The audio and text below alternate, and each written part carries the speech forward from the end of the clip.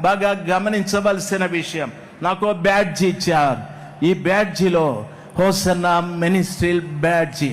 నేను ఇండియా అంతా తిరిగిన ఈ బ్యాడ్జిని పట్టి మీరు హోసన్నానా అని అడుగుతారు. అవును సార్, నేను హోసన్నా సంస్థకు సంబంధించిన వ్యక్తినని సగౌరవంగా చెప్తాను. హోసన్నా పరిచర్యను ప్రేమించే ప్రతివారు నన్ను చాలా గౌరవంగా చూస్తారు. పరలోకంలో దేవుని పేరు, నూతన యెరూషలేము పట్టణం పేరు, యేసు ప్రభుల వారి కొత్త పేరు, ఇవన్నీ నీకు రాయబడితే పరలోకమంతా నిన్ను గౌరవిస్తాది సార్. పరలోకమంతా నిన్ను గౌరవిస్తాది సార్. కెరూబులు వచ్చి నీకు శిరస్సు వంచుతారు సార్. శరాపులు వచ్చి శిరస్సు వంచుతారు సార్. నలుగురు జీవులు వచ్చి శిరస్సు వంచుతారు సార్. అక్కడ నీకంటే గొప్పవారు పెద్దవాళ్ళు లేరు సార్.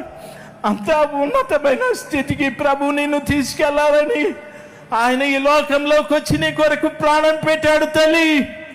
నీ కొరకు ప్రాణం పెట్టాడు తల్లి. ఆయన అంతగా నీ కొరకు ప్రాణం పెట్టడానికి గల కారణం, ఆ ఉన్నతమైన స్థలంలో నీకంటే గొప్పవారు ఎవరు లేరు.